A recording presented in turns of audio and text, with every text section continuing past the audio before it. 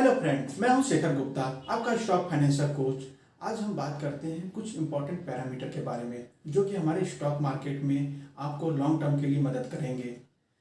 आप जानते हैं कि शेयर को पिक करने के लिए दो पैरामीटर इंपॉर्टेंट होते हैं। वो कौन से हैं? Technical analysis and fundamental analysis. Means आप किसी शेयर का फंडामेंटल और टेक्निकल पार्ट जानो, फिर उस शेयर को पिक करो।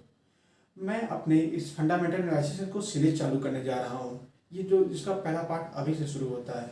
चलिए जानते हैं basic of fundamental analysis. Fundamental analysis मैंने दो पार्ट में डिवाइड है। पहला है quantitative analysis, second one will be qualitative analysis. मैं जिसे कहता हूँ क्वांटिटेटिव एनालिसिस को मैं कहता हूँ क्वांटिटी की एनालाइज करो, और क्वालिटेटिव एनालिसिस को मैं कहता हूँ क्वालिटी को एनालाइज करो। क्वांटिटेटिव एनालिसिस में क्या होता है? आप किसी कंपनी का बैलेंस शीट एनालाइज करते हैं, कैश फ्लो एनालाइज करते हैं, उसका कितने प्रॉफिट लॉस एनालाइज करते हैं। प्रॉफिट एंड लॉस एनालिसिस में से अभी कोई एग्जांपल के थ्रू समझा देता हूँ।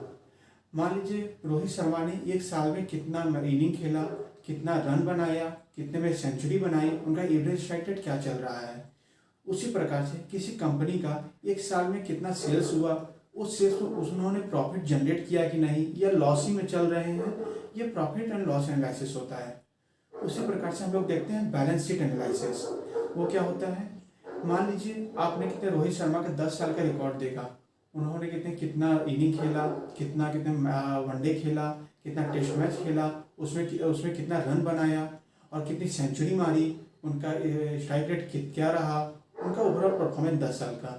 उसी तरीके से हम लोग किसी कंपनी का परफॉर्मेंस देखते हैं, वो कब से स्टार्ट हुई और वो उसमें कितना ग्रोथ किया, उन्होंने कितना फंडिंग उठाया, उन्होंने कहीं से कर्जा तो नहीं लिया, या कितने उनका ग्रोथ रेट क्या है, उनको आगे फ्यूचर ग्रोथ मिलेगा कि नहीं। ये सब पैरामीटर हम लोग कैलकुलेट करते हैं, उनका मतलब कि ओवरऑल परफॉर्मेंस जानते हैं इस बैलेंस शीट में।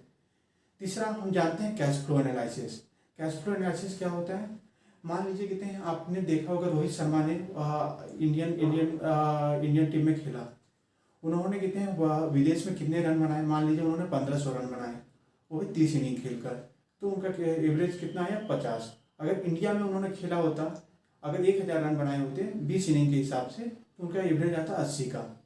उस हिसाब से मैं कितने, उसी तरीके से किसी कंपनी का आप अगर कैश फ्लो, आप कैश तो फ्लो कर रही है, पर उस हिसाब से प्रॉफिट जनरेट हो रहा है कि नहीं। हम सेल्स तो प्रोवाइड कर रहे हैं पर प्रॉफिट नहीं जनरेट हो रहा है, या कितने हम लोग कर्जा लेकर ही कितने प्रॉफिट शो कर दे रहे हैं। ये टोटल आप डीपर एनालाइज करेंगे किसी कंपनी के बारे में, फिर उसके बाद उस शेयर को पिक करेंगे। इससे आपको एक क्राइटेरिया मिल जाएगा कि हम उस शेयर के बारे में जान लें कि वो कर्जे में तो नहीं है, क्योंकि प्रॉफिट तो शो कर रही है पर कर्जा तो है। इसलिए आगे बात करें, ये तीनों डिफरेंट पैरामीटर को एनालाइज करने के लिए, cash flow, profit and loss analysis and balance sheet analysis, इसके लिए कुछ टेक्निकल टर्म है जिसमें मैं कहता हूँ फाइनेंशियल हेल्थ रेशियो, जो फाइनेंशियल हेल्थ के बारे में बताता है, जिससे हम अपनी प्रॉफिटेबिलिटी बुक कर सकते हैं। और कौन कौन से हैं जानते हैं वो टेक्निकल टर्म। पहला है हमारा PE ratio, profit earning ratio. दूसरा है हमारा ईपीएस, अर्निंग पर शेयर। तीसरा है हमारा प्रॉफिट बुक वैल्यू, जिसे मैं कहता हूँ पीवी वैल्यू। चौथा है हमारा प्रॉफिट सेल्स वैल्यू, जिसे मैं कहता हूँ पीएस वैल्यू।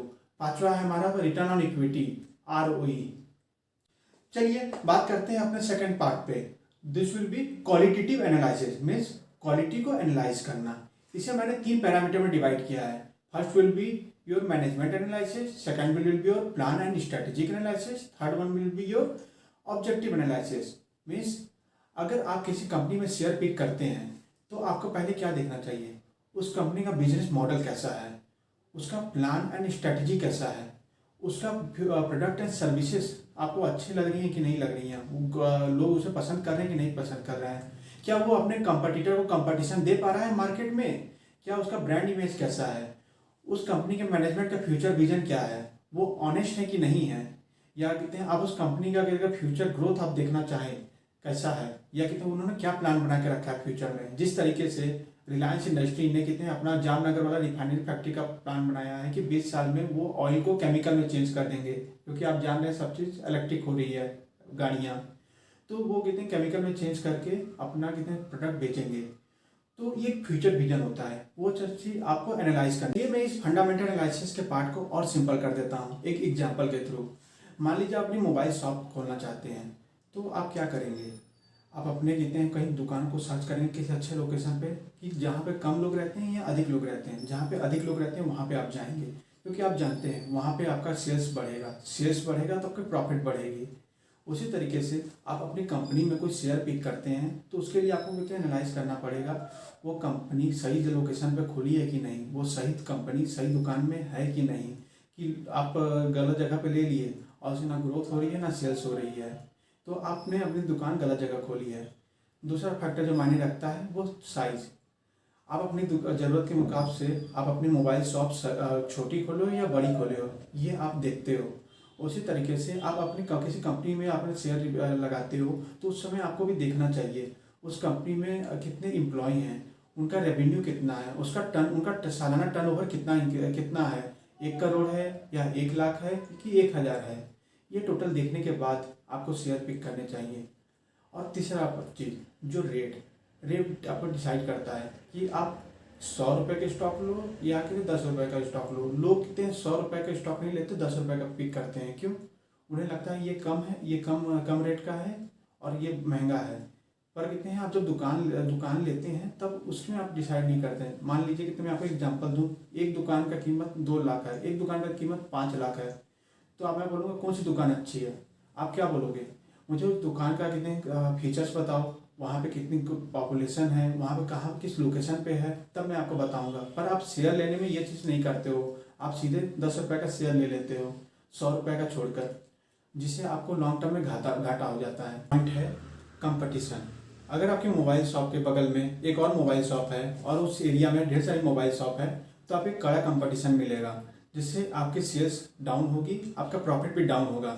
उसी प्रकार से अगर आप कोई शेयर पिक करते हैं मार्केट में, मान लीजिए आपने टाटा मोटर्स का शेयर पिक किया तो उसके बगैर आप देखेंगे महिंद्रा का शेयर क्या चल रहा है, मारुति सुजुकी का शेयर क्या चल रहा है, या आपने HDFC बैंक का शेयर पिक किया तो आप देखेंगे उस समय SBI बैंक का शेयर क्या चल रहा है, ICICI बैंक का शेयर क्या चल रहा है।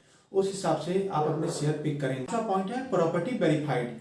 आप अपनी दुकान जहाँ पे लेते हो वहाँ पे आप देखते हो वो प्रॉपर्टी वेरीफाइड है कि नहीं, वो कहते हैं कि इलीगल तो नहीं है, आपका ऑनर आपको धोखा तो नहीं देगा, या कहते हैं आपकी दुकान के एग्रीमेंट के हिसाब से चल रही है कि नहीं।